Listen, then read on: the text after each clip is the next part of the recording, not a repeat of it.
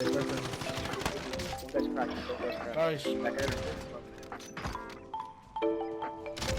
Jared. Nice. Last team, Jared. Last team, Jared. No way! Oh my gosh, bro. One shot. Hey! Let's go. Let's go. Let's go! Let's go, baby.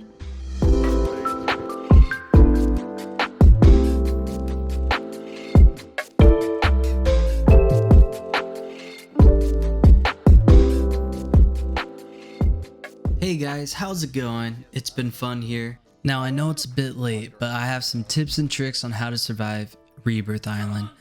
And honestly, if you like and subscribe, I actually heard that helps you win more matches on Rebirth Island. But no, seriously, if you can like and subscribe, if any of these tips help you out, please let me know. If you have any of your own tips and tricks of how to survive Rebirth Island or just be better at any Call of Duty, just leave it in the comments below. Now without further ado, let's move on to the video. So tip number 1 is money. Now much like the real world, you actually need it in this game as well to survive. Now some of you may think that money isn't that important to survive, but honestly, if you can buy a UAV early in the game, you have a better chance at killing anyone who's around you in your area so you can loot safely. And with people respawning all the time, why wouldn't you want a constant UAV in the air? And to do that, you need a lot of money. You can also buy your loadout so no one can see you on their heartbeat, which literally spawns everywhere on the map. So ridiculous. Anyways, so how exactly do you make all this money early on in the game? My strategy, honestly, is just getting a bounty, letting it be poached within the first 2 seconds because the map is so congested and so small. It's very easy for your bounty to get poached, and you already have $1,200, $1,500 in your pocket as soon as you land. Like, it's honestly ridiculous.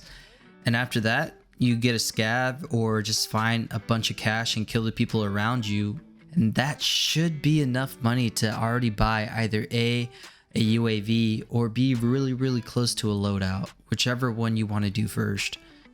Now tip number 2, learn how to take advantage of the rebirth system. And when I say this, I just mean keep in mind the respawn mechanic and the fact that as long as a team member is alive, their teammate can respawn. And a lot of people may not like this map, but honestly, this mechanic has made the game much more aggressive and much more, honestly, action-packed, which is why I play Call of Duty, right? And if you're not bearing this mechanic in mind, and you're not pushing people, you're not pushing groups, you're giving the other people the opportunity to come back into the map to win the whole match. You're just honestly ruining your own chances to win.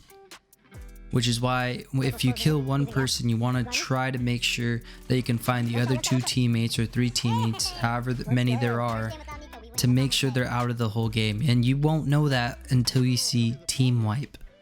Another mechanic in the game, a part of the rebirth system, is the timer. If you're by yourself and your teammate has, like, let's say 60 seconds, honestly, I would say try to play defensive. Don't fight any unnecessary fights. But if you see an easy kill, take it. The reason being is that any downs or kills that you get reduces your teammate's timer to respond, so he can get back into the game to help you out to win the match. And tip number 3 is teamwork. So ever heard the term of teamwork makes the dream work? Well, that honestly really applies here. If you go off by yourself, you're most likely gonna die. If you push people by yourself, you're gonna die because of how tight knit and small the map is. It's very easy to get third party from like 5 different directions because of how many different single layers there are. So if you want to win Rebirth Island, you need to make sure that everybody in your team is on the same page when you're moving throughout the map. Y'all need to stay within the same general vicinity, not stack up, because if someone throws an RPG, you're all dead. But the idea of that if someone in your team is in trouble and you need help or they need help, you are able to regroup or even strategize how to attack the enemy in order to get out of that situation or even take advantage of the situation. All right, so the next tip that I have for y'all is get to know the layers. And what I mean by that is honestly just learn the map. And that may sound really simple and obvious, but what I mean by this is that you need to learn how to move on the map. You need to learn where are the most people on the map usually. Where are the sweaty people? Where are the noobs? Where are the strong points to hold? Where do people usually walk out of? Where do people usually move through a building? How do I get into a building the most inconvenient way possible so they don't expect me? There's certain points in the map that I know about, such as like the place in prison that you can get on top of the wall to get into the second floor of prison that a lot of people don't really use or know about. This will help you outmaneuver your enemy if you're getting shot. This will help you get into a power position to win a game. This will help you learn how to not get stuck in the gas if you're trying to run away from the gas. Alright, now let's go back to layers. It doesn't just mean the map layout, it can also mean your loadout. And what I mean by this is learning what the meta is for the map or the particular season. For the beginning of when the map first dropped, the meta was MAC-10 and DMRs because those were the brand new guns that aren't quote unquote pay to win, but let's be honest, it's pay to win. And so now the meta is kind of up in the air right now, so it's kind of a little bit more balanced at the moment, but I would still recommend using a heartbeat due to the way that the map plays.